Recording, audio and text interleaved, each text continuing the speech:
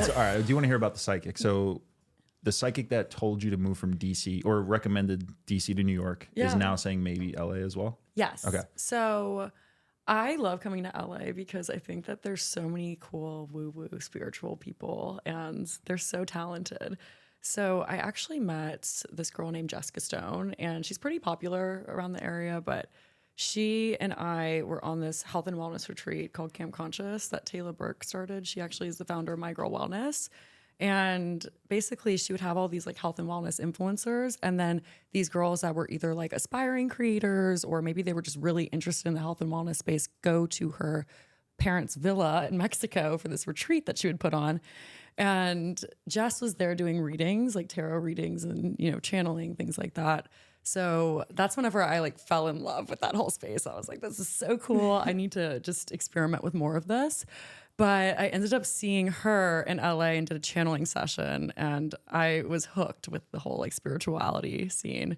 But now she's like $900 to go see. So I was like, okay, yeah, I can't afford that anymore. So wait, does she tell you things like, is it kind of purely like almost predicting the future, or is it just like telling you things that you, like the paths of which you need to be able to walk down? Yeah, so she does tarot, which is more future oriented, but I did a channeling session, which originally I thought that it would be connecting with your spiritual guides. So I guess like spiritual guides I thought was maybe lost loved ones or your angels, but it's actually like these people that don't have a form that are supposed to tell you how to construct your life in a positive way. So it was so crazy because this was my first interaction with like, I guess, mediumship or whatever, but she actually predicted the name of my business. So I started a swimwear line called NOA, the collective, NOA. And we had come up with the name maybe like a month before, but we hadn't put anything out on the internet about it. And she told me that one of my guides' names was NOA, but it was spelled NOA. And I was like, that's so weird. Stop it, really? So whenever I came to LA in February, it was raining the entire time. I was like, I don't know if this is the right decision. I feel like the world's trying to tell me something. So I wanted to book with Jess, but now she's just a hot commodity. She's like 900. I don't even think she has like spots available. She's just so booked up. Yeah, she's amazing. So I ended up finding this lady called, she's at the Mystic bookstore or Mystic Journey bookstore in Santa Monica. Okay. And her name's Wendy, but she's been on like the Oprah Winfrey Show, just all these amazing networks. But it was the funniest thing because I just went into the back of this bookstore and she has all these like oracle cards and it's pouring down rain and it's so witchy. But also, her name's Wendy, and I feel like that's a very witchy name. Very I don't know witchy why, name. but I really like it. I know, but she was like, yeah, you should move to New York, but you need to wait for something to fall into your lap. And I had no idea what that meant. But about a month ago, my mom calls me and she said, hey, I know that you've always like toyed around with wanting to move to New York. I have this friend that has a friend that lives in West Palm Beach, but she has an apartment in New York in the Upper East Side. And she doesn't really live there, but she comes and goes, but she's looking for somebody to stay there and she'll give them a really good rate. Like, would you want to talk to her? And I was like, yeah, sure, why not? Into your lap. Yeah. And we ended up vibing and now I'm living in her apartment. So, That's incredible. So how long have you been living in New York so far? so only like a week. I moved in last week. Oh, Yeah. shit, okay. And then I came straight here. And but wait, when did this LA move happen? So or potential like conversation, did it just happen? Like, So no, I'm not living in LA. no, I know that, but I'm saying like, That was in February. Okay, but she said LA eventually, maybe. She said New York. Oh, I got you. Because Okay. she was just like, yeah, like you need to listen to your signs. This is not the place for you right now. I was like, oh, okay. Got it. I'm Okay. always so fascinated by things like that, truly and utterly. Like I would never be opposed to going to a medium, to a tarot card reader, and just seeing what they had to say, you know what I mean? But I'm so happy that it's worked out for you in such a positive light. Yeah. And now you live in New York. Now you're New York, babe. I know. It's crazy. It's crazy. I think DC kind of prepped me for New York in a weird way because you always hear these horror stories about New York that everybody's mean and it's cutthroat. But I honestly think the people in DC are a little rough around the edges too. You know? I can only imagine. Yeah. I will say being in the Upper East Side though is like a little bubble in itself compared softer to landing. Yeah, absolutely, absolutely. I feel like I'm around like a lot of older people. Yeah, and some families probably. Yeah, it's like a neighborhood as opposed to just being downtown and just fending for yourself. I agree. I agree with you in the blanket statement in the sense of like when I first went to New York, I was like, people are not that mean. What are they talking about? I mean, people are definitely more focused on their own lives and like they're not as like kind of sunshine and friendly as they are here in Los Angeles. But then at the same time, I feel like people here in LA are not really truly that friendly. They've just got the appearance on the outside. New York people are like who they present to more be. real. Yeah. Well, how's your LA trip been so far? Because in looking at your Instagram story, I think that you've done more in 24 hours than I've done in 6 years living here. And I feel like you're hitting every spot. You're all over town. Yeah. So has it been fun? It's been so fun. So one of my best friends lives here and I'm staying with her. Her roommate is actually in New York. So we kind of switch places, but she's the best. And I had a friend that happened to be coming in town as well. And she's going to San Diego with her boyfriend this weekend. So we're just having like a little girls trip content week. And we're actually working on a project. So nice. Just getting the wheels turning for that. But can you talk about it or no? Is it still in there? It's like still in like the brainstorming process. So I don't want to jinx myself and say things too early on, but it's been really exciting to like work with friends on something and have people that are like equally as excited about it as you. So I'm excited to see what goes moving forward, but it has to do with clothing and travel and things like that. So well, it seems like a logical next step for you considering the swimwear brand. And okay, I'm excited. I just love wearing a lot of different hats, like trying new things. My dad, he actually was a jazz club owner and he did a lot of architecture in New Orleans growing up. So he was also in like investment banking in New York. He did like literally all these different types of jobs. But I always looked up to that because I think it's such a fun way to live life, like not doing the same thing for the rest of your life, just kind of experimenting with all the different passions you have and finding a way to do that, as opposed to just like staying in like a job that you hate and just pushing through every day and waiting till retirement. But it's been fun just kind of trying new things. It takes a lot of courage to live life that way, I think. You know, it's sometimes a little bit more, it's harder, but I think a lot of people prefer to stay in a place that's comfortable. So you're really pushing yourself outside your comfort zone and seeing what can happen. It's a wonderful thing, wonderful trait. I saw this TikTok actually on the way here and it was this voiceover and it was saying, a millionaire isn't going to judge you for starting your own business. A YouTuber with 1 million subscribers isn't going to judge you for creating content and putting it out for the first time. The only people that are going to judge you are people that are average and want you to stay average with them. And I thought that was so interesting because I think that's a really good way for people to come out of their comfort zone and try new things because, you know, why do you care so much about what those people think? Yeah. That's so poignant. It's so true. Like we really the only people trying to drag you down are the people who are not willing to put themselves out in that exact way. Wow. Absolutely. Like a podcast. It's hard to come out of your shell on a podcast, you know? For sure. Yeah, I'm sure it's been like really interesting just interviewing different people and just, I feel like you have like a real voice in a podcast as opposed to like throwing something on social media and putting a caption on it. Yeah, there's a real purpose to this, I think. And the guests that you guys have had on have been very wide ranging and really amazing. Peyton's one came out and that was hilarious. Yeah, that was wild. That was fun. Oh my gosh, I listened to that one. She is a hoot. She's wild, great. I was like obsessed. I was like, this is like the most entertaining thing I've watched in a long time. At the end, she was just like, and I still fucking book shit. I was like, yes, I love you. I love She needs a reality show, 100%. So we're doing a dating show. My gosh. Yeah, we're partnering with a company called Bespoke TV, and we are doing a 6-episode series. And I know she wants to apply to it, and I'm obviously going to push her name to the front of the list because she's super entertaining. And she would be incredible. Yeah. That would be perfect. She would be phenomenal. Yeah, we got to get her on there. If I get a vote, I'm voting for her. Okay, good. So how many episodes have you recorded so far? When did you start yours? So I started mine in December. And it's called Bikinis and Martinis. Martinis and Bikinis. I know. It's amazing name. So many people are always like, oh my gosh, is it Bikinis and Martinis? Because the Katy Perry song, California Girls, Snoop Dogg's like, Bikinis, Martinis. Was that an intentional switch? Were you like, let me get away from the song? I think it was so funny. I was at Bluestone Lane in DC and I'd been wanting to start a podcast for so long. I didn't know what it was going to be about. I didn't know what I was going to talk about. I didn't know what the name was going to be. I didn't know if I was going to have like a co-host or what. But I was sitting there and I just got this like big urge to like work on a potential podcast. And then it came to me. I was like, what rhymes with bikini? And I was like, holy shit, Martini. And I just like had this like episode, like meltdown in the middle of Bluestone Lane. And everybody's like, what is this girl on? Like, is she okay? It was like just such a breakthrough moment for me. Perfectly too. Like your overall. Yeah. It's I have perfect. a little martini glass on my I was thinking wrist. to myself as preference. Like I like martinis, but then I have to put bikinis on and then go out. Exactly. I like it. I like it a lot. Exactly. But it's been super fun just having different people on and also like trying to find like my rhythm for it in a way, you know, how I kind of want to display it and the conversations that I want to have, the people that I want to have on. So it's been really, really cool, especially interviewing people all over. You know, I've had people in DC, I've had people in New York, I've had people out here in LA, and they're all in different spaces, like the health and wellness. Some people are entrepreneurs, some people are content creators. And I've brought on like friends before just to have like girl chats. It's been really great. And we would love to do a swap, by the way. I saw that in the DM. Yeah. I know we didn't address that, but we would love to. I would love to do that. That would be so fun. Cool. I've done pod swaps in the past, and it's always been like super cool just, you know, getting to learn other people's audiences as well, and, you know, kind of creating like a community out of it, like the collaboration over, like, I am such a big advocate for like collaboration over competition, especially in the podcasting space, because it's rough out here. Yeah.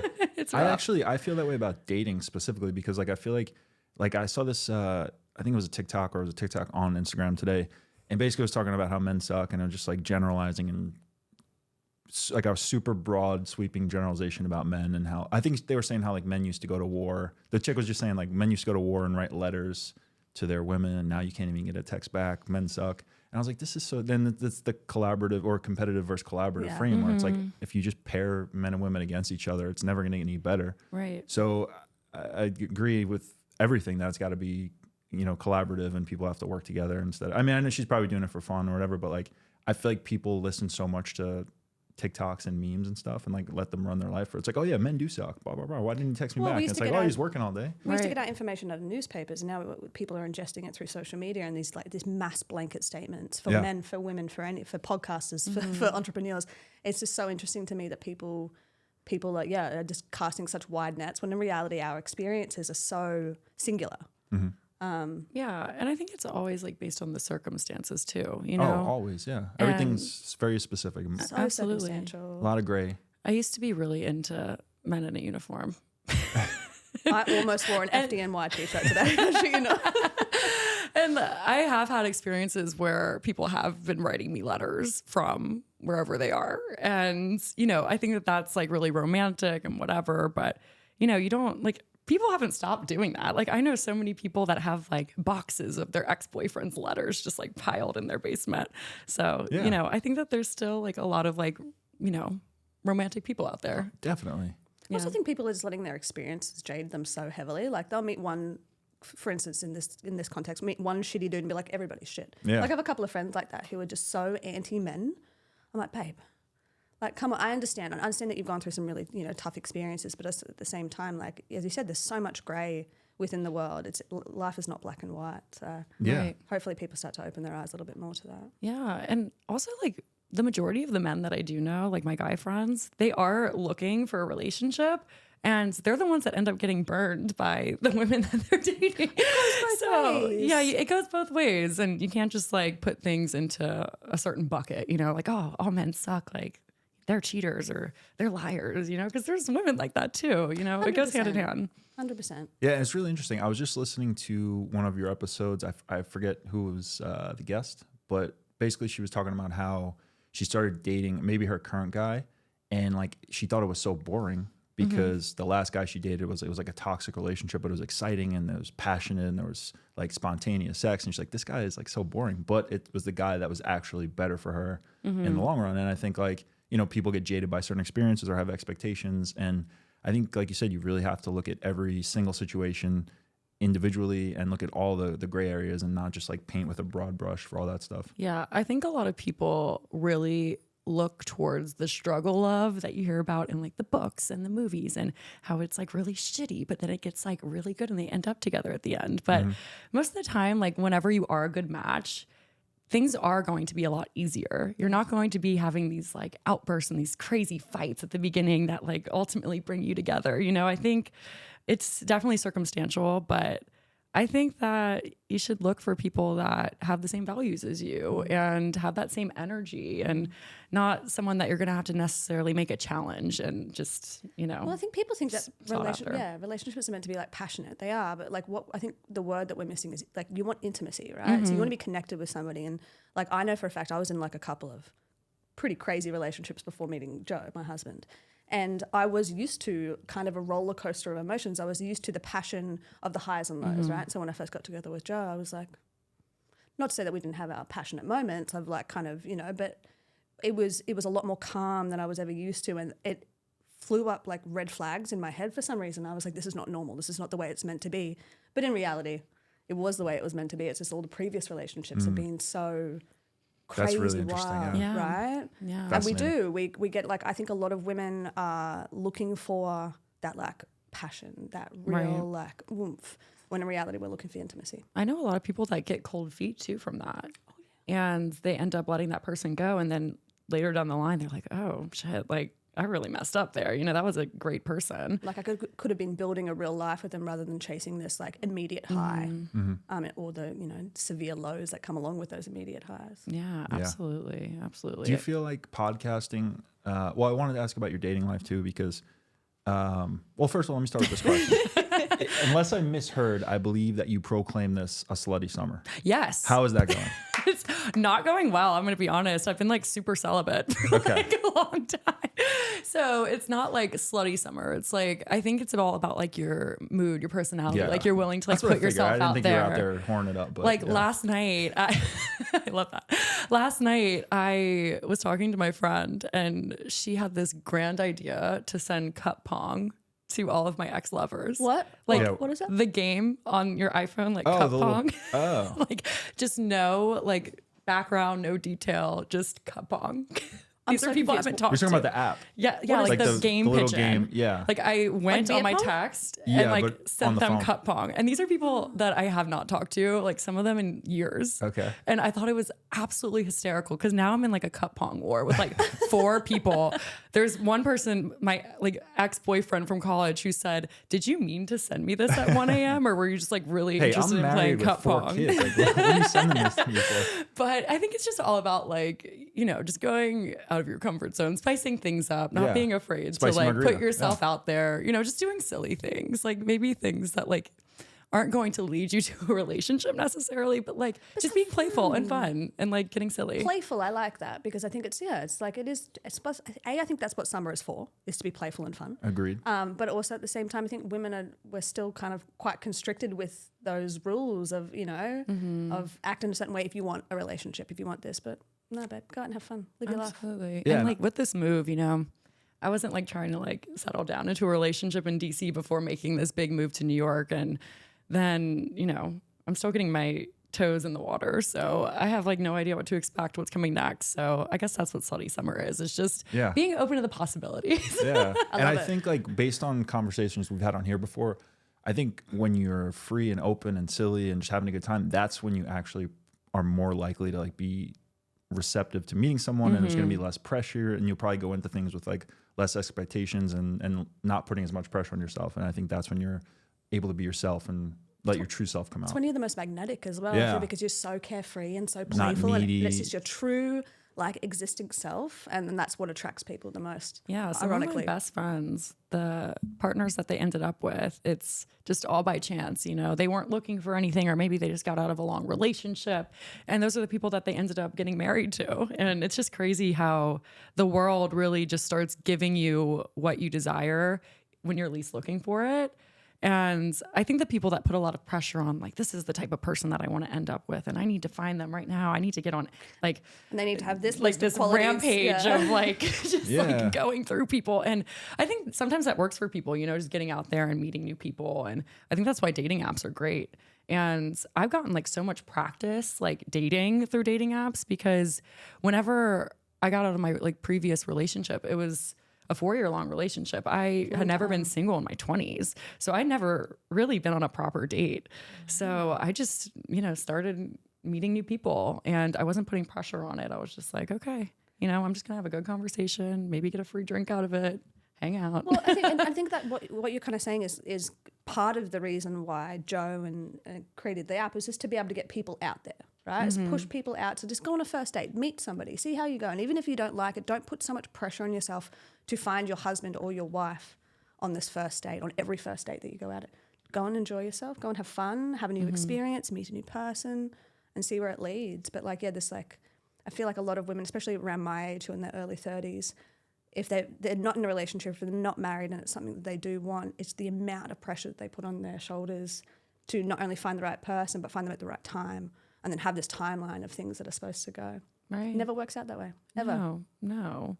And I feel like right now I'm in this season of not saying that I don't want to ever get married, but you know, I'm not really looking to like get into a marriage at this time in my life. So why not have fun with it? Because, you know, that can come later down the road if that's something that I'm interested in then. But I think if you're just putting all of this pressure on yourself, like, oh, I need to get married in the next few years. I need to give myself this timeline. And obviously, like women, like we do have like a biological clock if that's, you know, what you're aiming towards. But I think whenever you get in your head about that and you give yourself that anxiety, nothing good ever comes from that.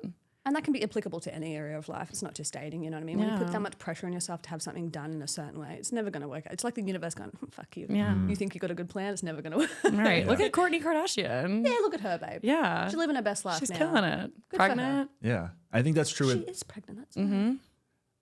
I think that's true in the micro and the macro, right? Like we're saying, like if you go into a date super nervous, putting a lot of pressure and stakes on it, then you're probably not going to be your best self. But in general in life, like we're saying, being looser and being more chill and not having these timelines, you're going to probably be happier overall and not feel like you're not meeting expectations. So I think it's just a better way to live. 100%. I agree. I think on first dates, I am an absolute creature. But I think it's like a good thing to be, because if you just go into this first date, like all prim and proper, like, That's my least, like barely eating. No, I am going to be like scavenging the table. Like that's just who I am. You know, I'm a huge foodie. I'm going to be like eating everything in sight. Like that white chicks. Maybe a little bit of trauma dumping, you know? Like, Yeah, why not? I think my rule is like always give like one little piece of personal You're crazy. information. Maybe you can hold back a little bit, because I think it's good to be a little mysterious on a first date, but don't be afraid to like share something really vulnerable because of like the rules that society has created. Like, oh, you need to be like super mysterious and not give too much away, but you need to be memorable too, you know? And like, I think being able to be vulnerable is such a strength. And I think people really appreciate it, because I've been on first dates where I've had like way too much to drink. I have just been like an open book, and they like really appreciated it, you know? And I think it's just all about vibes too, you know? I think it's all about vibes, all about the confidence of which you deliver those vulnerable moments. And also I think it's a good gauge for the other person to see if they're worth going on a second date with. You know, if you can be a little bit vulnerable and they act a bit strange, you're like, all right, you're not the person that I want to continue to date. And if they have an open mind and an open heart with it, then and they, even better, they share as well. They share a little bit of vulnerability with you, and then it's like copacetic. I remember on our first date, I told Joe so much about myself. I was like, and this is what I do, and this is how I do it. I think I was a little bit drunk too. It helps. It definitely helps. It definitely helps to loosen everything up. Speaking of. Oh, yes. Cheers. Cheers. I can't cheers with this though. You can't. Bad luck. It is bad luck. He's not allowed to. Okay. Cheersing with water is bad luck. Cheers, darling. One thing I did want to ask though, you have used, I'm not saying you agreed with this, but you were talking about how dating apps lead to a culture of disposable dating. Yes, right? I have said that before. Do you follow that? Or like when you go into a first date, you're like, oh, fuck it, I'm just going to have fun? Or is it like how do you view dating when it comes to that? So I know this sounds like really weird, but I think sometimes it depends on the app. I think all apps kind of have their own personality. So like Hinge, for example, I think that that's kind of transferred into more of a disposable dating because there were so many people on it at one point and you never really knew what you were getting out of it. So what I actually found with Hinge was those were the men that were really looking for a relationship, but they didn't really care who it was. Like, at least in my experience, like I know so many people that have had great success stories on there, but exactly. But I think like maybe where I was geographically or maybe the type of people that I was matching with, like every single person I went on a date with, it was like I barely knew them and they'd be like, are you looking for a relationship? And I'm like, that's weird. I don't know. And I would tell them that I had just gotten out of a relationship and they were like, oh, well, I'm like looking for something right now. And then I wouldn't hear back from them, you know, because they probably knew that I wasn't ready. So that was my experience on there. But, you know, I've been on apps like Raya too, where like, I think people just like to look at each other and say that they're on Raya. Exactly. Yeah. Like not me. that you just did. It's on topic. No, it's on topic. exactly. It's okay. Well, I guess I'm not even supposed to talk about it, but yeah, I mean, I've met like a few people from it, but nothing's ever really John transpired. Mayer, no. Not John Mayer. Okay. I don't know if I would match with John Mayer. Never know. Yeah. I mean, Aim high. I'm such a Dream big. Swiftie, you know? Oh, well then no. Yeah. Okay. All right. I'm not like a ultra Swiftie. Like I didn't go to the concert, which I'm honestly a little bitter about, but Well, We're doing a giveaway we're right doing now. a giveaway. I saw that. Yeah. I saw that I need to enter. Joe was like, he's like, can I enter? I was like, you're not allowed to enter. I was like, this is cheating, darling. It'd be a bad look. He's a bigger Swift. I mean, I like Taylor Swift. I enjoy her music, but I wouldn't ever call myself a Swiftie. I'm sorry, everybody. But he loves her, adores her. Cornelia Street, favorite song ever. Yes. Oh my gosh, I love that He for loves him. it. I love that. He loves Taylor Swift and Justin Bieber. I'm like, such a white girl. And Drake is his third. And Drake loves The basic trifecta. bitch. He's the basic bitch. He's a basic bitch That's in amazing. the best way. Yeah, no, but speaking about first dates, it was so funny. I went on this date with this guy at Barcelona Wine Bar in DC, which is like a very crowded space. Like tapas, you're sitting in this booth that's also where other people are sitting, and then they have like little tiny tables. And again, I was a little wasted, but there was this like group of Italian men sitting right next to us, and they like joined in on our conversation, and we were like cheersing with them, and it honestly like was such a fun night. I get back in my Uber to leave, and I have like a DM from one of them saying like, turn to me and kiss me right now. And I was like, what? And I just replied back, like, I was literally on a date. Like, I was not going to do that. He was like, you need to live a little. And I was like, what? There's a difference between living and just fucking wiling out. Oh my Yeah. God. Yeah. There's some people that are just. And how did you think he found you like that quickly? So we exchanged you did? Instagrams. Okay, Like, we were just okay. like all talking. Like, Okay. I honestly thought that the two guys were on a date. And like, I just assumed that he had driven in from like New York, and it was like kind of a romantic spot. Like they were like sitting at this like little tiny table by themselves. I don't know. I shouldn't have assumed, but that's just like what I thought. And we were just like all friends hanging out, whatever. No, I got that really wrong. That's so fascinating. I mean, it would have been amazing if you ended up marrying this fella. Could you imagine? You just like And you that get one night. Italian citizenship, right? That'd be nice. Yeah, I don't see that happening, but he lives in New York actually. So Well, you've opened up yourself a whole new dating pool now, haven't you? Moving to a different city. I know. And I hear there's a lot of people in New York. There is. It's really interesting in the summer though, because I feel like nobody's in town. Everyone's in the Hamptons. Yeah, I guess. Like I was there this last weekend and it felt like a ghost town. Really? Yeah. What a loser. I Who hangs out in know, New York I City know. during this? I know. Jesus Christ. But my moving experience was so hilarious. I went to Miami swim week maybe 2 weeks before, and I got my ID, my credit cards, my phone, and my shoes stolen on the Not beach. your shoes. Wow. Out of all of the things, add insult to injury. I know. So I got all that stolen, and then I ordered a new ID, and it didn't come in time. I was going to run a U-Haul and drive all of my stuff to my family's farm in New Jersey, and then I was going to make the move to New York from there. And basically, it never came in. So I just woke up that morning in a panic, and I went to the DMV, and they like couldn't find my driving record. So I like basically don't exist in the database. It was such a mess. But then I went to U-Haul and just literally was in tears because I had my moving people coming an hour later, and they would not allow me to rent the U-Haul. Obviously, I don't have a driver's license. So then I'm crying in my Uber on the way home. And he's like, we're going to figure it out. Like, I'll rent the U-Haul for you tomorrow morning. I'll drive you wherever you Your need to Uber go. driver. Yeah. And I was like, oh my gosh, that's so nice. And he's like, where are you going? And I'm like, New Jersey. And he's like, that's too far. I was like, all right, sick. So then I just like really did not know what to do. So I called the moving company and I was like, hey, by chance, do you guys have like a moving truck or, someone that can drive me to New Jersey by chance? And this guy's like freaking out. He's like, we have to be there in an hour. I'm like, I know, like, I don't know what to do. So insert Jamal and Chris, my new best friends. They show up at my house. I walk with them to the U-Haul facility. They rent the U-Haul for me. And then I'm sitting bucket seat in between them for 3 to 4 hours on our way to New Jersey. But they packed up everything from my house, unloaded it. We went to Wawa. We got pizza. Wow. They had a little smoke break. I was just like chilling in like the bucket seat. It was so hilarious. And then my brother had to drive me in his pickup truck to New York. And like, just moving into New York was such an experience because he had to make at least 11 rounds like around the city. And Walk up or no? So I have an elevator, which is nice, but we just started unloading boxes like on the street, and I like saw people like looking around like, oh, what can we take? And I was like, no. It doesn't look like the easiest city to move into. No. It really, truly doesn't. No. Joe and I are thinking about moving to New York. Oh my gosh, Yeah. come on. I'm that close. Hey, like if it were up to me, I would have been there 6 months ago. But we think we're going to do a little trial at the end of this year for like 2 months to see how it works. And I have a lot of friends doing that right now from here. I have this vision of being pregnant in the West Village. I can see it in my mind's eye. Yes. It's like an adorable little pregnant person drinking my matcha. By the time this comes out, you don't know.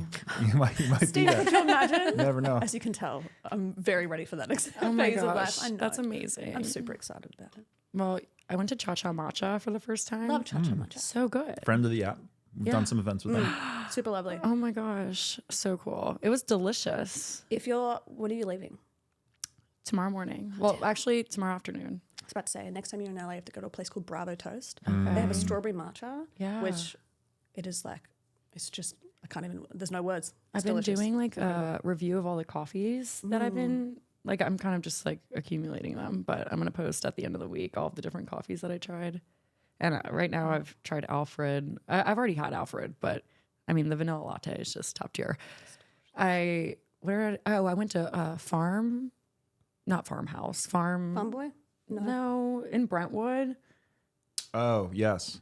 It'll come to me. Yeah. Somewhere in the Yeah. background. Farm something. Which one's your favorite so far? I just love Alfred. Like, I can't go wrong, you know? I could see you as a classic. Brentwood girl.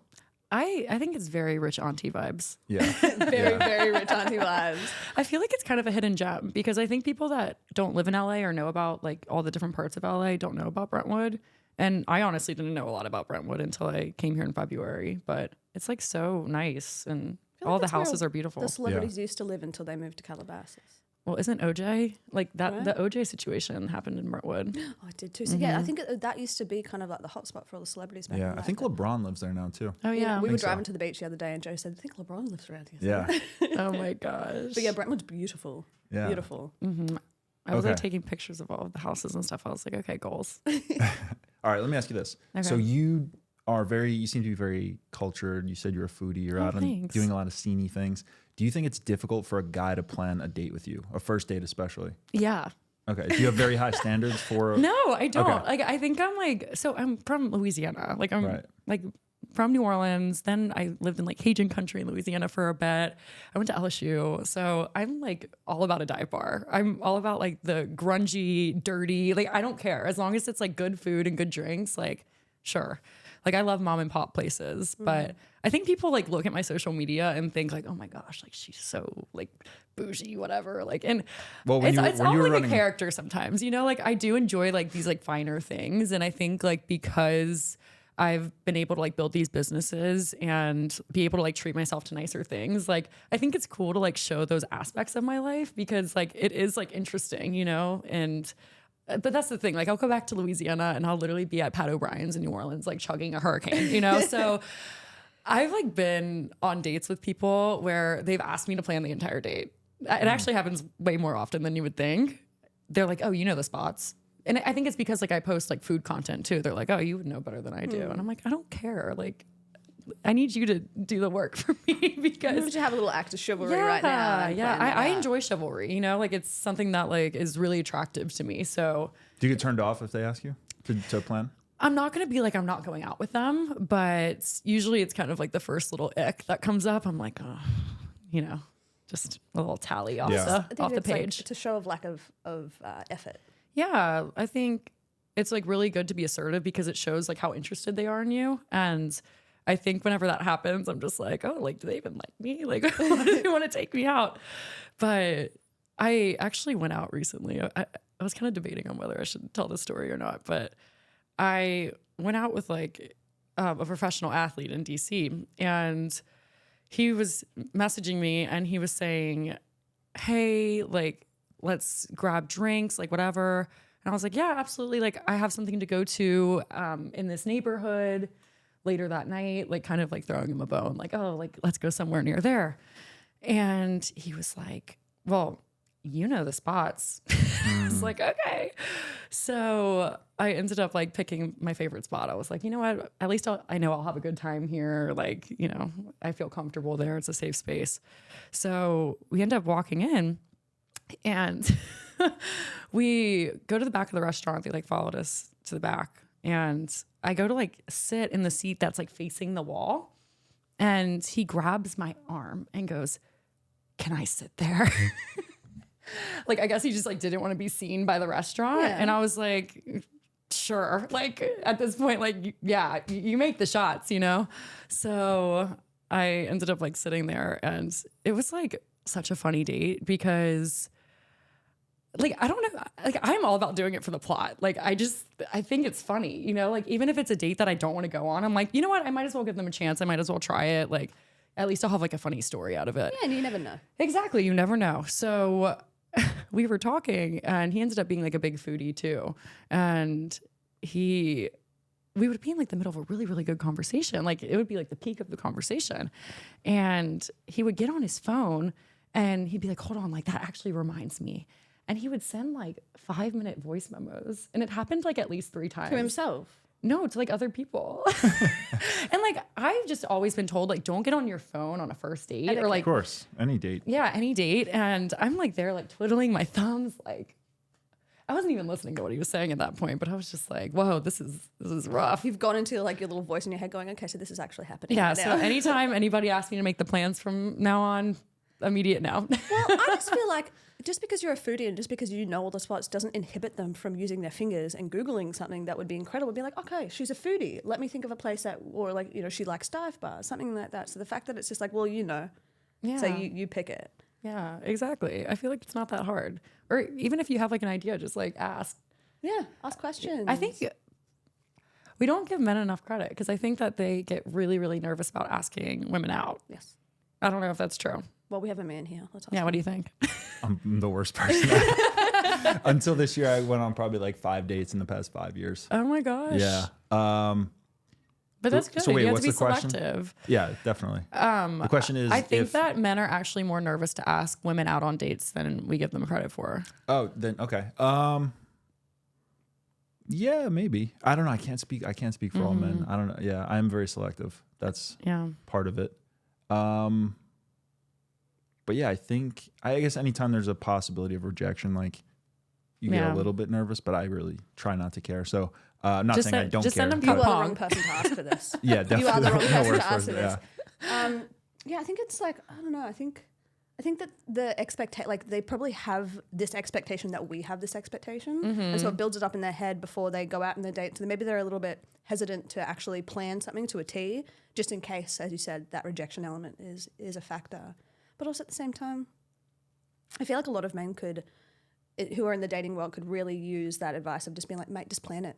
Or just give a couple of options and see how it flows, because it doesn't have to be every date, but the first couple of dates, especially that first date, you want to see that initiative. You want to see that chivalry. Right. Yeah, That is. you do want to be sure. Like you want to have certainty. You want to actually Yeah. make a decision. Whether or not it's the best decision doesn't even really matter, because if it's a fun date, that's all that matters. Yeah. I actually went on a date one time where I actually thought this was really top notch, but other people might disagree. So we went out to get drinks, and sometimes that'll turn into like getting little appetizers, whatever. But we sat down, we ordered our drinks, and then this one guy just starts like ordering like a few things from the menu without even asking. Like he was just like, oh, like let's get this, this, and this, like whatever. And I actually thought that was like really attractive because I was like, okay, like taking initiative, love that. I don't have to make the decision.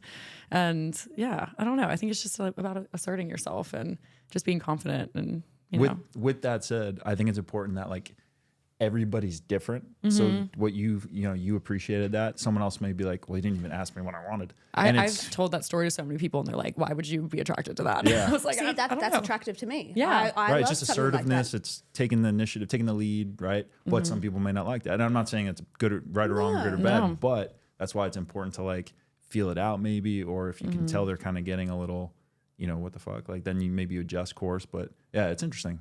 It is. That's why there's no blanket advice really. Exactly, and it all goes back to the fact that everything's so grey, Yeah. everything's so singular of how an individual enjoys an experience. So where was you and Joe's first date? Our first date was at Gracias Madre. Oh, I love Gracias Me too. Madre. I was a vegan at that point, and I told him, Yeah. I was like, if you're going to take me on a date, you're going to take me to a vegan spot. And he lived right around the corner. And we still live right around the corner. Oh, that's such a nice area. But it was one of those dates where he loves rom-com, so it was perfect for him. But like, it was literally that, a rom-com. We sat there and just talked to each other. And the waitress came over to us about 4 or 5 times. Like, you guys going to order anything? We're like, sorry, we're just so busy having a chat with each other. But it was, to your point earlier, it's like we just opened up to each other. We were vulnerable. We were explaining about life, and this instant connection happened, and it was beautiful. Oh. And we went to EPLP, and he drove me home. We made out like teenagers in front of my apartment building for like 20 minutes, and I walked in with like the reddest face. Oh my gosh, I love that. It was amazing. It was like probably the best first date I've ever had. Oh, Yeah. well, that's amazing. I know. And the last. And the last, yeah. It was the Jinx. last. Well, actually, we broke up for a couple of months in between it, and then I went Yeah. on another day. He already knows about this. But it was, in my mind, it's the last first date I ever went. Oh my gosh. I know. Oh my gosh, that's He's a amazing. good egg. Yeah, I feel like that time apart sometimes is like really helpful for a lot of couples. We needed it. He can even attest to it. Steve's kind of like another part of our relationship, Yeah. really. He's been around since the get-go. And we talk about it very often that I preach this to people. Again, every experience is so singular, but I was like, just because you take a break from each other does not mean that you're done forever. Right. Sometimes people need to evolve separately, and Joe and I needed to evolve separately so that we could come back together, and our relationship is the strongest it's ever been. Yeah, that's how I felt coming out of my relationship. Like, I'd never been single in my 20s, and like I just like needed this time, you know. And I didn't even realize if I like wouldn't have taken the time for myself, like I probably would still like I'd probably be like married like with kids in Louisiana, you know. And like we were long distance for 2.5 years, and you know 2.5 years. That's a long time. How yeah, far? Louisiana to DC. Whoa. Yeah. So I think like just coming out of that margarita's hitting me. Coming out of that relationship taught me so much, and I feel like the time to truly be alone is so precious, and I think not a lot of people really value that time with themselves. And you get to like learn like, oh, like what do you like outside of this relationship? Like what do you want to do with your life? Like if you don't have somebody else like by your side, and you know you're making sacrifices for them, like what do you truly want? And I think that's just helped me completely develop as a human. And So necessary. yeah, I like have really gotten comfortable with like learning more about myself, which I think a lot of people don't give themselves that opportunity. No, I think, So I think it's scary. I think it's really terrifying sometimes to look at who you are as a human being and as you evolve. But I agree. I mean, that's not to say that there's any slight against people that met when they were, 18 and they've been together forever. That's a beautiful No. thing. But I really am a big advocate for, well, even when you're married, I can speak for it, even though we've only been married for a couple of months, you need to have your own individual life. absolutely. To be able to come together and have that life of yourself. You know what I mean? Our Absolutely. relationship wouldn't work if we were just up each other's asses all the time. Yeah. 'Cause No, you can't grow, you absolutely. can't evolve as an individual. Right. And that's so needed. Yeah. Yeah. I mean, I have so many friends that are high school sweethearts, and they are so happy, you know, and they're the people that do have like their own friendships, their own lives outside of their relationships. And I think it's like those are the people that I look at and I'm like, oh, like that's great. You know, I want something like that one day where it's just super healthy and you don't have any questions. And, you know, I think it's just really lovely. But I wholeheartedly agree. yeah, getting to know yourself can be like really challenging though, you know? It's so There's tough. like a lot of like experiences that feel really lonely if you don't have a partner. And I think it's about getting comfortable with the uncomfortable.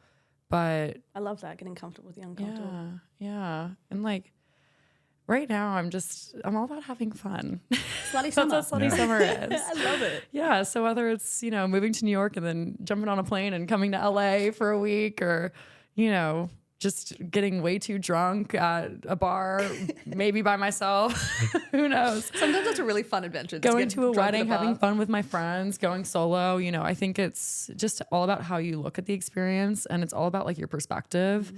I have like so many friends that will go to weddings or they're going through breakups and they have these weddings coming up and they're like, oh, like, who do I bring for my +1? Or like, what do I do? And I'm like, you need to go solo. You need to go Like by weddings are the yourself, best time, like for single people, I think it's super fun to go to a wedding by yourself. I've been doing that a lot this year and it's been like super character developing. I can't say that I've ever done it, but it sounds like an amazing It experience. is. It Yeah, is it's fun. great. Yeah, It you've is done it? great. Yeah. I do it almost every time I go to a wedding. Yeah, almost every time.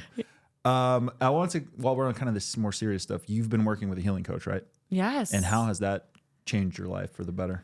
Oh my gosh, she is amazing. She's based out here in LA.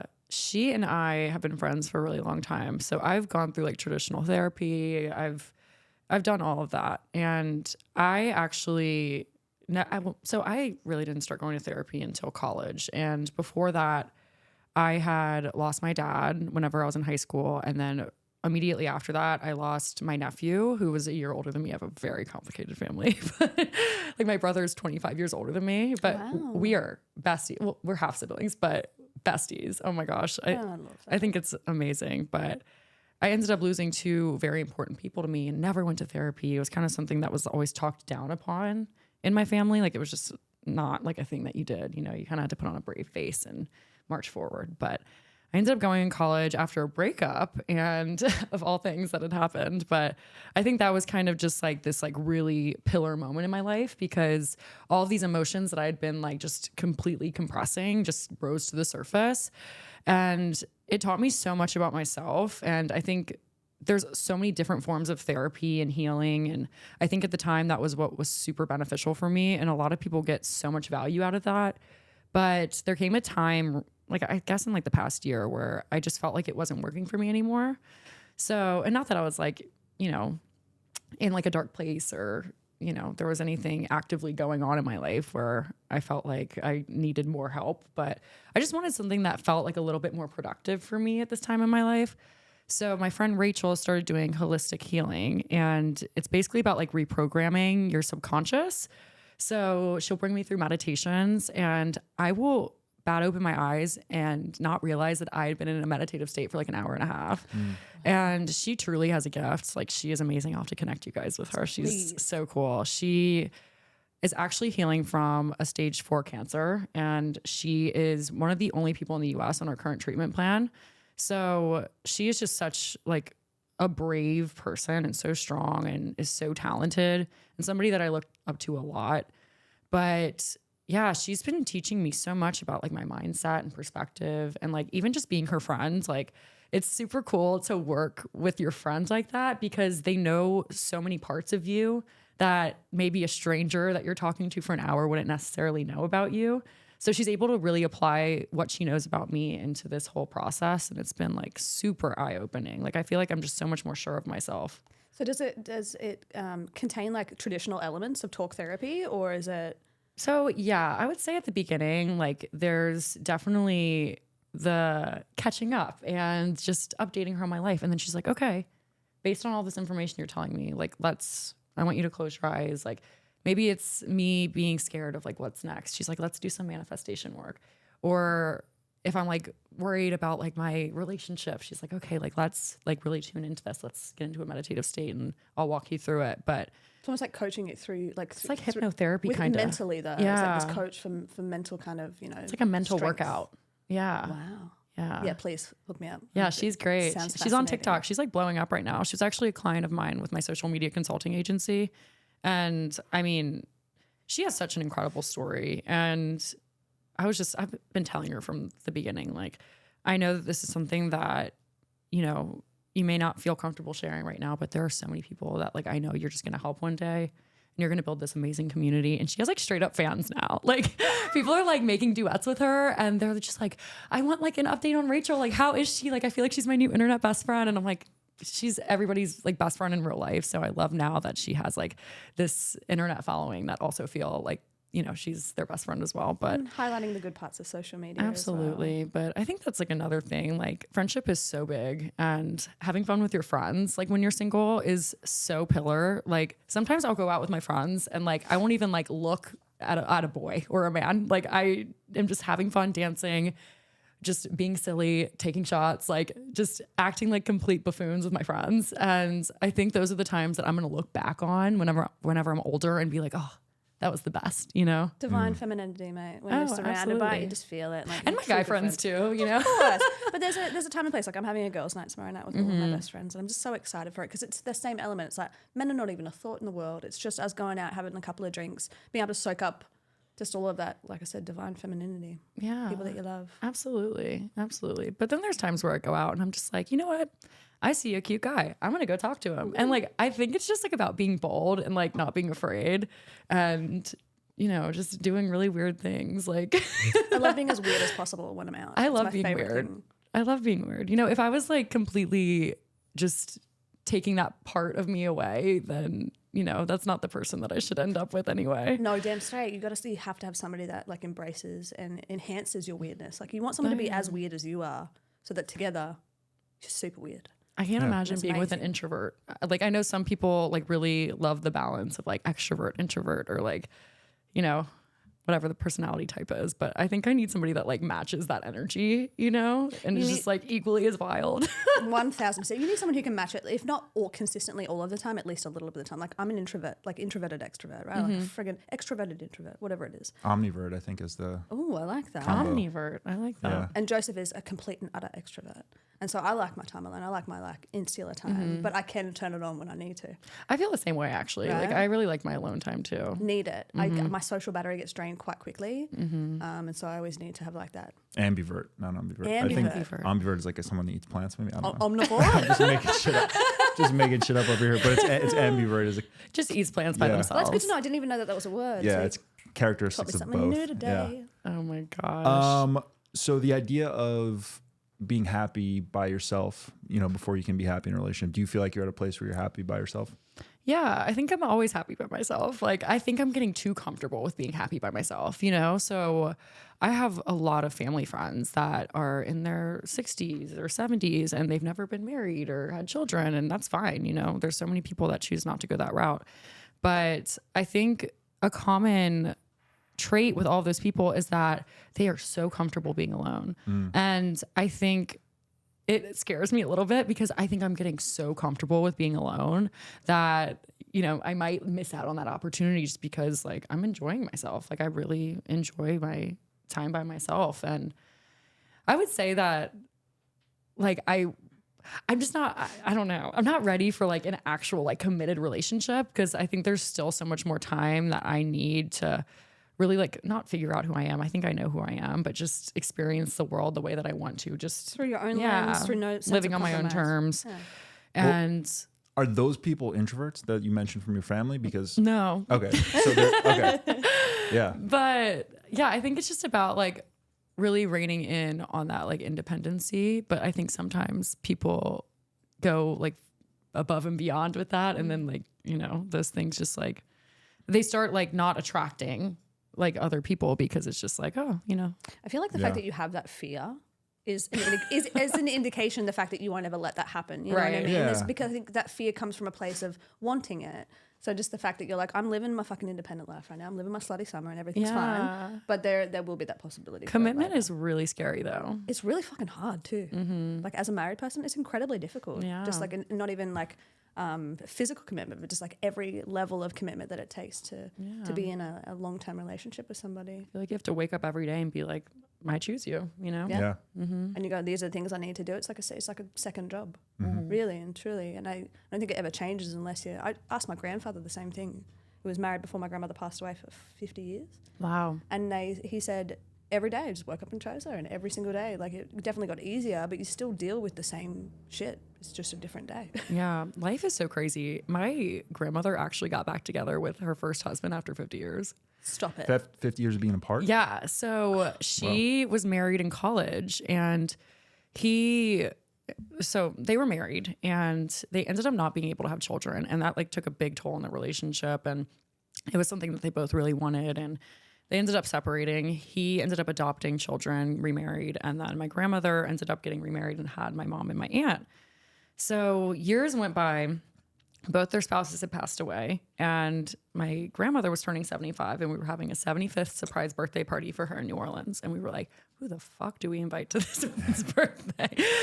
And like, it was just like our family. And we were like, wait, we don't know who else to invite. So we found out that her and her first husband had been writing letters to each other. So we had this sneaky idea to invite him and his brother to the party. So she walks up to the staircase and she like looks this man dead in the eyes. We like sat him on the couch, like right whenever she walked up, she would be able to look at him. And she was like a dog, like, who is that? And he had this like super memorable smile. So the minute he like smiled, like realizing that like she had no idea who he was, she freaks out. And like that night they were all over each other. Like she was like sitting on his lap, like they were drinking, they were having so much fun, and they got back together that night. And 2 weeks later, Hurricane Katrina hit. And right before that, it was all so quick and sudden. He was going to sell his house wherever he was living outside of New Orleans and move to New Orleans with her. But my entire family ended up evacuating to his house during Katrina, and all of our houses were destroyed. So I ended up living with my grandmother and him for 6 years. Whoa. But yeah, they got back together after 50 years and, you know, spent the rest of their lives together. Well, clearly it was all meant to happen, because otherwise your mother wouldn't have been here, then you wouldn't have been here, we wouldn't have been here on That's this amazing. podcast. But oh my gosh, what an incredible story. I know. I want to write a book about it. You honestly should. I feel like you hear these like tales of this happening. I'm like, did it really happen though? Because it's a friend of a grandmother. So the fact that it's coming straight from, I'm not calling you a horse, but straight from a horse's mouth. You know what I'm saying? Yeah, saw with my own 2 eyes. Okay, I am. Oh, so I wasn't wrong. No. So I don't ride anymore, but both sides of my family are like heavily involved with like horses, and my mom's side actually rescues retired racehorses and brings them back to health from the kill pens in Mexico. And my dad's side was like super involved in like horse racing. So it's just been like a big part of my life, my entire upbringing, but I don't ride anymore necessarily. I would love to do like a trail ride or something, but yeah, I like really love animals, and it's just like a really big passion of mine. So, but Horses are incredibly therapeutic. They do like equine therapy. I've heard wonderful things about it. yeah. So the last time I rode a horse, it was one of the retired racehorses, and I was low-key losing my shit. Because this was like the tallest horse I've ever been on in my life. In a good way or a bad way? No, like I thought I was gonna like get like completely bucked off. Yeah. So I haven't gotten on a horse since, but I still really appreciate them. And I love going to our farm in New Jersey and just being in the country. Just love them for afar. Yeah. God, I love horses. They're so beautiful. Our friend has like Barbie ponies. That's what they call them. I don't know what the actual name is, but no, they're not pink, but they're like those like long-haired ponies. Like, oh, like my Little Pony. yeah. Oh, yes. Yeah. And I just like love like looking out into the abyss and just, it's soothing. I keep pestering Joe because I really want a baby donkey. Have you That ever would be seen a so picture of a baby cute. donkey? Like, I want No. to cry I just think so. thinking about the cuteness of it. No. They're so cute. Oh. And I just want one. I want a donkey. I want a goat. I want a farm so badly. Yeah, I want an otter sanctuary. I'm like Stop obsessed it with right otters. Yeah, for my this is really embarrassing. For my 21st birthday, I went to an otter sanctuary by myself and swam with otters. That Literally is by not myself. embarrassing at all. That is incredible. Where was that? It was in Louisiana. Oh, it was okay. Like this random little town. I drove there. It was like 3 hours and just went by myself. That's Yeah, incredible. treat yourself. Yeah. Yeah, I had like 2 baby otters crawling all Did you get over to hold me. hands with one? One just like they were all over me. Like I had 2 little baby ones just like in my hair, and oh, it was amazing. I just love animals too. I'm right there with you. I'm just so fascinated. I stare at my dog all the time. I'm like, how are you even real? Yeah. How do you exist? What type of dog? She's a corgi terrier, Oh my gosh, cute. chihuahua, something like that. She's a little mutt. She's A little adorable. cutie, tiny thing. Sweetest little thing ever. Like a little purse dog. Like a little, if I could, yeah. Yeah. I have fit her in my purse actually before taking her grocery shopping. Oh my gosh, stop. A little head sticking out. Oh, I went to Erewhon earlier. It's just so good. I forget every time how amazing it is. It's so good. I can't go there. I'm not bougie enough. Yeah, me neither. You don't know? Oh, I know. we're very familiar. No, with I'm very No, familiar. I but it's know. just- Well, I can't- feel like everybody can't has bring to know myself to about it. step foot in there. I just feel like I once saw English peas in there, and I think this is a thing that really did it for me. And they were $57. Jesus. What? Fucking Oh, well, I would peas. never grocery shop there. No, but it's just the fact ridiculous. that I was with somebody who was I was dating this fellow who would regularly, all he would ever grocery shop is at Erewhon. I saw so many people earlier grocery shopping, and I was like, this is a scam. Yeah. Do you watch You? Yeah. Okay. I haven't watched the like previous season, but Okay. Well, season 2, they spoof Erewhon. do they? Yeah, it's the whole what do they call it? Nirvana? Yeah, it's like 40s and his family stores. Oh yeah. And it's just like really really well done. Oh my gosh. Yeah. It's been a while. I need to rewatch it and So watch it's the my newest favorite season. season. Never put 2 and 2 together with that. Yeah, it's my Yeah. favorite season too. It's so Yeah. This last season was horrible. No offense, Yeah, it's my but least it was favorite. horrible. I haven't watched the last season. Kinda don't Everybody need told to. me not to even worry about it. This doesn't make sense. Yeah. Anyway, Yeah. Well, I got a few more questions. Then we can hit some speed round because we're Ooh. killing it on time here. We're doing great. I want to talk about playing games, right? I know you Okay. spoke about that on a podcast That was where some you very say, deep eye contact right there. I know. I'm like, well, it's interesting, playing games. So you said whenever the chase is occurring, and I'm not trying to like hold you oh, it's accountable, okay. but at the same time I am. Sometimes I like don't even remember what I said. Yeah, I don't know. Like I kind of black out whenever I do podcasts. I'm like, I have no idea what I just said. Okay, so you did say, and you said men suck, and fuck them. No, you said whenever the chase is occurring, sometimes games are important. In that initial getting to know each other phase, attraction, making them miss you, etc., games are important. And then once it comes around to being more serious, no more games. Yeah. I kind of like that. Because Yeah. I think games imply not like anything like deceitful. That's the word I'm looking for. Deceitful or fucked up, but like just fun and like, like you said, like not being super available. Yeah. Right? I think that's a big thing. Yeah. And I think like assertiveness is huge, right? But like I think there is a thing as like there's too much. And there's been times where, I've not that I'm like ghosting on purpose, but like I've gotten like text after text after text after text. And I'm like, okay, now I'm completely turned off by this person now, Yeah. And I think, it's all about being like a little mysterious, but also like being like a normal busy person, like I'm not going to sit on my phone and like text you all day. Like I don't have the fucking time for that. Yeah. And I don't expect somebody else to do that either, because otherwise like we're not going to match up well, I need somebody that's like as determined and ambitious. And I think if you're just sitting around all day, like, oh, like when is this person going to text me back? Like, what? No, that's just like not a good way to live your life. Like it's very anxiety inducing. And yeah, I think games can be fun. Like, I think that's the fun part of like getting to know somebody is just like, oh, like, like what are they going to say next? Like, what's our next date going to be like? Like, I wonder if they're into me. Like, I think it's just a fun way to like, I think we're always looking for a destination in life, and I think being present is super big and really learning to appreciate like all aspects of the process. So like looking at the part of like playing games, it's like, look at it as being fun, like not as this like stressful thing. Like it should be like a really great time for you to get to know this person. And like at the same time, like just figure out what you want out of it. But I love a little gameplay, cup pong, Well, as all you the said, things. like playing games has this like really negative connotation to it, right? Yeah. And I think the fact that it's like that's not how it actually is. Like, yeah, there is a sense of people out there who are kind of playing nasty, manipulative games. But for the most sense, people want a game in the sense of it being playful and being a little mysterious.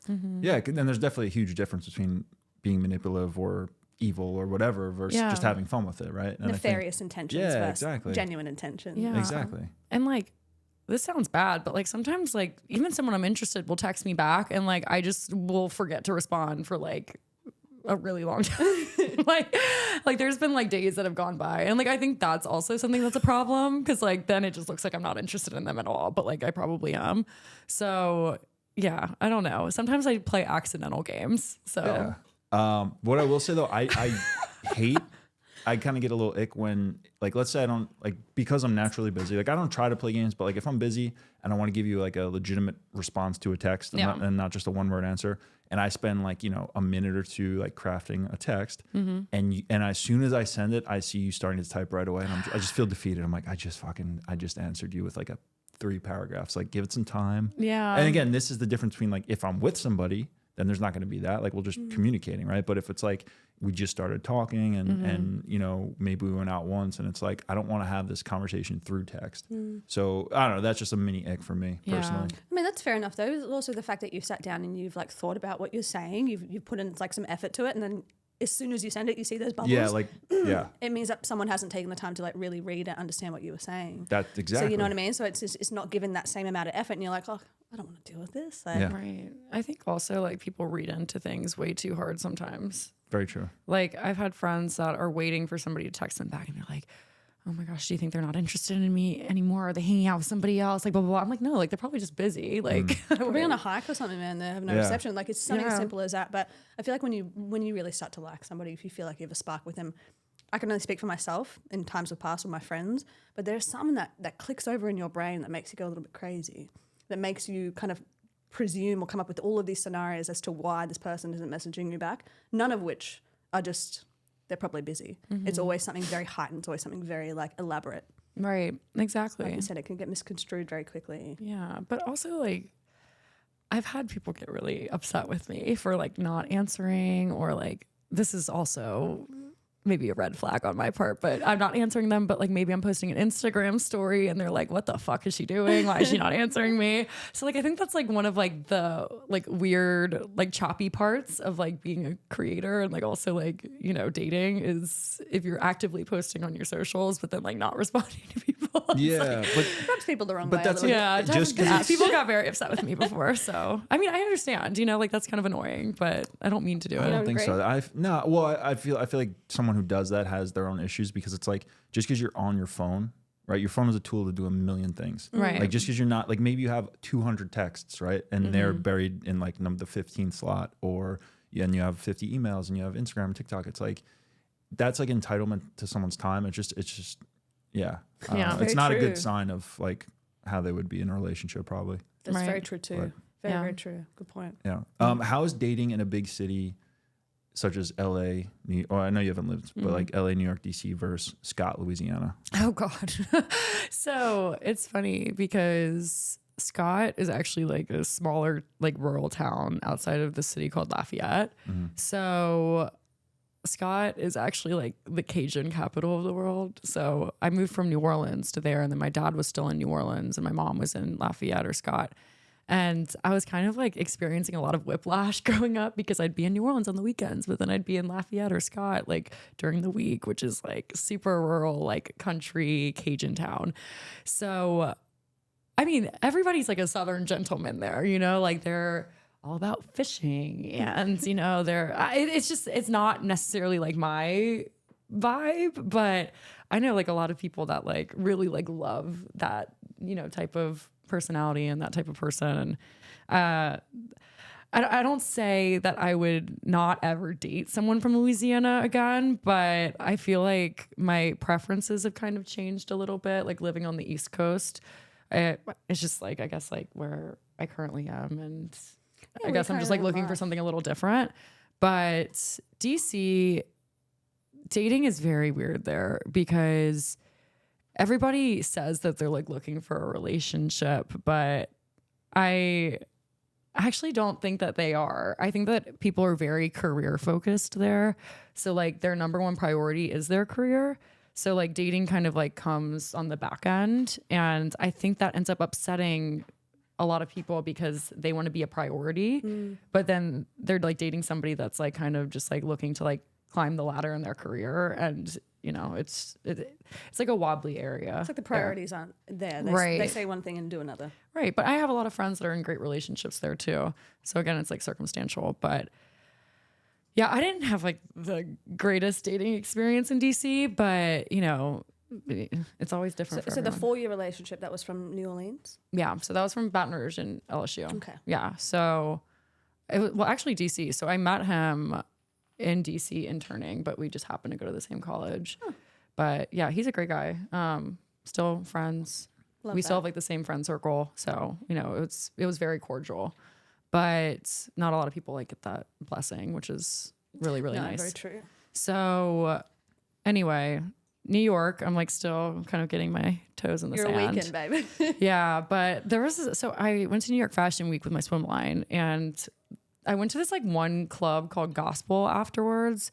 And like, I swear to this day, there's like 5 people. It's a cult. Like that bar is a cult, because there's like 5 people that like still try and keep in contact with me from there. And I'm like, what is this? Like, I've only met you one time. Like, it's very strange. definitely a cult. But they're all trying to get me to go there. And I'm like, okay, I see what's happening here. Trying to initiate me. But LA, I don't know. I feel like because I was here for a month, I like didn't really get like a full opportunity here. But it seems like everybody's like really friendly and like open to meeting. But there's actually like people here in like a lot of serious relationships, which you like wouldn't expect not being here, you know? But I feel like there's a lot of families, there's a lot of people in like really serious relationships. And that was like really interesting to see firsthand. Yeah. Yeah. Yeah, because it doesn't really match the city if you think about it. You Right. think about it in the terms of the perception of Los Angeles compared to Yeah. There are actually, now that I think about it, there are quite a lot of people in very serious relationships. Yeah. At least like all my friends here are. Yeah. So like I think that was like maybe just my experience. But yeah, I don't know. I think dating in a big city, it's nice because like there's a lot of options and you kind of get to know like what type of people that you're interested in, like maybe what your type is. But I think it's important to like maybe not have like a type or like put yourself in this box of, oh, this is the type of person that like I want to end up with, because like all of the people that I know that are in successful relationships always end up being with people that like they wouldn't necessarily just pin as their type, you know? I would never in a million years. I mean, like the handsomeness level, yes, right? But never in a million years is like the way that he is and what he enjoys doing.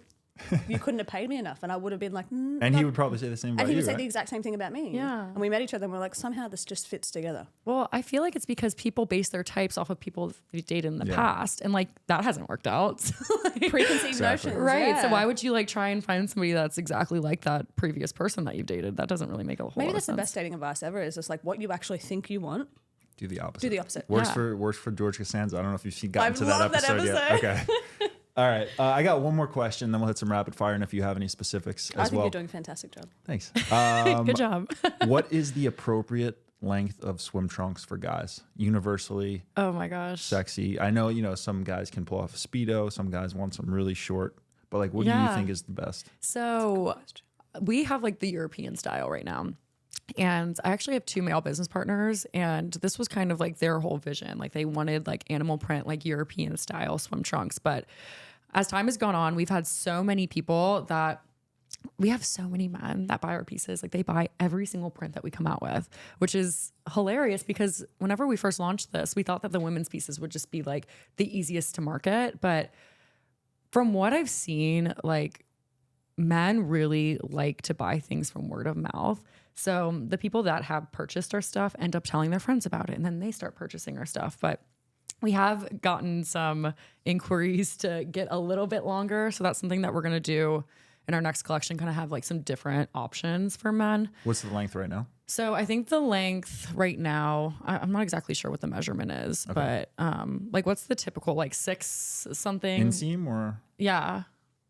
for a bathing suit, probably 6 to 7 would be average. It depends. Yeah, I mean, I think we're like 5, 6. Okay. So like it's a little bit on the shorter so like, do you know end. Chubbies? That's a Yeah. famous brand. Chubbies is known for their 5s, and Yeah. now they should have some 4s, I think. We're like around that Okay, size. So Yeah. yeah, 4 is a little too much, I think. But we've had a lot of people ask about Speedos.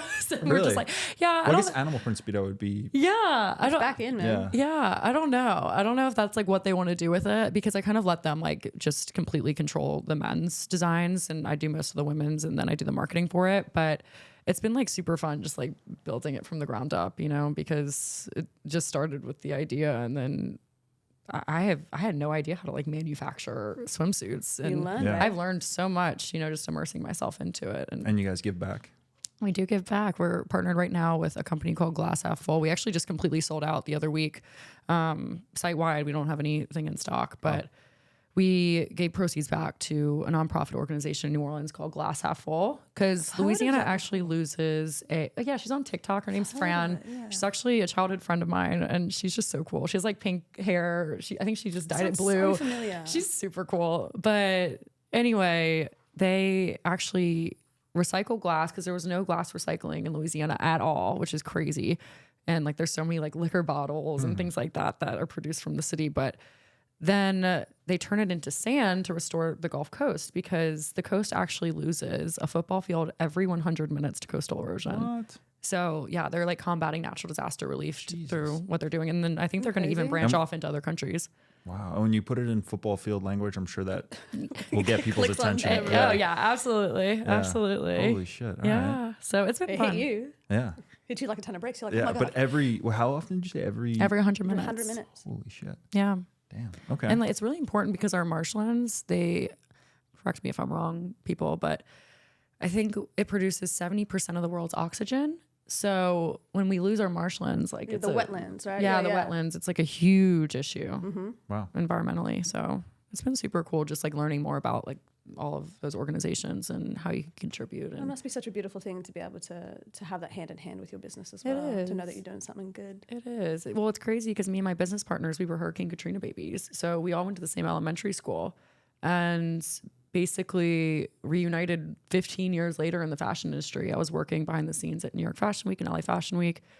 My other business partner was a model for Ford Models. And then I was with Ford for a while. no way. Yeah. Oh my gosh, his name is Carter. I don't know if you know him. People always ask me that. Do you know this other model? I'm like, I know it's like a huge agency. Nah, it's massive. Yeah. So I feel like that's a huge, huge thing. And I was so happy to reunite with him. But our other partner, Ben, he had started a slides company. So he has like a really good handle on like sourcing and manufacturing and things like that. So we kind of all have our different skill sets. Pieces of the puzzle to come together. Absolutely. Absolutely. And he's taught me so much too. So it's been I'm really, sure really you've taught fun. him a fair bit as well. I hope so. I hope so. Symbiotic relationship. Yes, absolutely. But yeah, it's been like really, really cool. Just learning more about the community that I even grew up in and just about how we can help others and build a community through our line and going to all these like swim weeks and runway shows. That's like my bread and butter. Like I love that. We did a Mardi Gras theme for New York Fashion Week because it's actually kind of controversial to have a swimwear line at New York Fashion Week because it's not common. And It's not. I wasn't going to do it. And my friend gave me the opportunity and I was just like, you know what? It's around Mardi Gras. I'm going to do something really elevated and I'm going to get these handmade masks made and we're going to have like a masquerade Mardi Gras theme. So all of my models like were completely faceless. Like they just had like these amazing. masks on and like metallic boots and it was super cool. That's awesome. We had a That's saxophone player come and like intro the models. It was really fun. Well, I if love you're being gonna do- creative with it. If you're going to do New York Fashion Week for swim, then that's how you do it. Make a statement. Yeah, I made a statement. I had a drag queen close the show too. Bombalicious, DC's number one never rated looked this drag up on the queen. internet. Yeah. Wow. Yeah, she was a hot commodity. I'm gonna have to Everybody look was it up taking on the pictures internet. with Bomba after. Bombalicious. That's a good name. Bombalicious. Shout out Bomba. Bomba's the best. But yeah, it was super fun. I love getting like just really creative with what you can produce and put out there and put on a good show. And that's what New Orleans is. It's putting on a good show. You So brought it to New York. I'm sure they were very happy. I hope so. I hope so. I'm sure. Yeah. Cool. All right. Well, let's finish with some rapid fires. What is the best thing that happened to you this week in LA? Oh my gosh. Coming on this podcast. It's been Aw. super fun. Thank you. And that's just not my Warms our politician hearts. answer. This actually has been super fun. I could tell that it was genuine. Yeah. You know how you She sometimes thought about it for a second. you did. You People really usually will. thought about that. I Yeah. did. We appreciate that. I Thank did. you. And then after this, I'm going on the beach with some friends. We got like a little like blow up like heart shaped raft. We're gonna like put blankets in it and eat pizza. So, In the ocean? no, I don't was think gonna say, I don't please think we be should go in the ocean. either. Too But much, just yeah. on the beach. Like one of our friends wants to get like a little photo op. So I was Oh, that's like, you know gonna what? be fun. I'm all about it. Listen, it should be a beautiful evening too. Yeah. Weather-wise. Definitely. Yeah. Yeah. So Okay. Best compliment you've ever received? oh my gosh.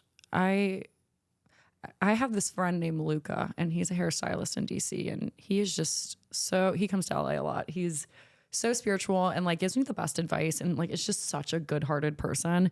And we actually went to Blank Street Coffee in DC and it was just us in the coffee shop and we were having this conversation just about life and like our relationships and friends and just like our whole mantras of life. And the marketing guy was actually sitting right next to us. We had no idea. He was just on his computer and he looked over at us and said, hey, I just like really wanted to compliment you guys on this conversation. Like I don't like I sit here a lot and hear a lot of conversations from people and I've never heard something as genuine and authentic as this. And like I think that was like super cool to hear because it wasn't about like physical appearance. It wasn't about like even my personality necessarily or like accolades. It was just like about like a conversation I was having with like a friend. And I think like human connection is so big and it's something that like really drives me to be a better person. And yeah, I thought that was super That's cool. Oh, amazing. that's Yeah. so beautiful. Yeah, I thought it was super cool. I really appreciated You can see it. the smile across your face as you, I as know, you tell the story. I know. It Clearly reminds me of touched him, you. and I just love him. He's like one of my best friends. So Aw. yeah, he came on the podcast. It's a good Nice. one. You'll see him soon. Yeah. Cool. Favorite date spot? Anywhere. Favorite date spot? Anywhere. I feel like I don't have like a specific spot. Oku in DC is somewhere that I would like frequent a lot, I guess. And I just feel comfortable there. I mentioned it earlier in the episode, but I like that place. It's good for drinks. They have great drinks, great sushi, great happy hour. It's like $5 rolls, which is awesome. And it's like super elevated. It's a great spot. But if I could do anything, like, I don't know if it'd be a first date activity, but like just something like really adventurous and exciting, like whether that's like hiking or like bungee jumping. Bungee jumping. You would not go bungee jumping on the first date, would you? No, I mean, honestly, if somebody asked me, like, maybe not bungee jumping. Skydiving, yes. Bungee jumping, no. Yeah, honestly, maybe. Like, I'd be like, that's kind of bold. Like, sure, why not? Like, I'd do it for the plot. A little trust, babe. I love it. I mean, that's never gonna happen. Who knows? But Somebody do it. Okay. well, no, I don't know. If I didn't know them, I'd be kind of scared. A little sketchy. Yeah, I'd be like, what are they trying to Drive do with here? me 3 hours out into the desert so we can go skydiving. No. Yeah, Not a chance. Yeah, I think Oku in DC. That's a good safe That's spot. safe. Okay. All right. I'm not gonna get like kidnapped. Favorite romantic comedy? Oh, John Tucker Must Die. Oh, such a good movie. Nice. Good choice. I, First time we've heard that. yeah, That's good. really? Yeah, On I here, had yeah. a friend go through a breakup, and I was just like, we need to watch this movie. So good. Like ultimate, like just angst movie. You know? Yeah. So true. Yeah. Yep. Go-to karaoke song. Oh my gosh, Lucky, Britney Spears. Nice. Okay. Favorite quote or a mantra that you live by?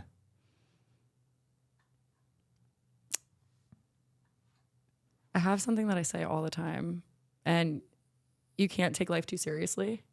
And I think it's just really important because I think we take ourselves so seriously and we take like all of our life decisions and like just everything that happens to us so seriously. And I think you kind of have to like look at it from a different lens and just be like, oh, you know, let's just have fun.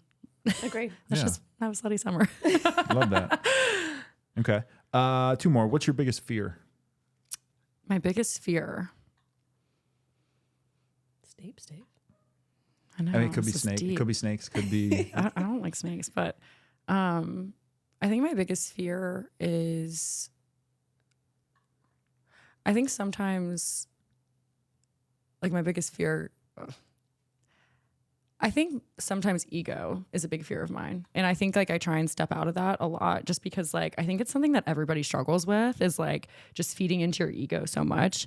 And even like in relationships, you know, like I think stepping outside of that ego is so important and like making sacrifices. And I think sometimes I worry that like I said earlier in the episode that I have become so independent that like I don't know if I'd be willing to like sacrifice for somebody else now.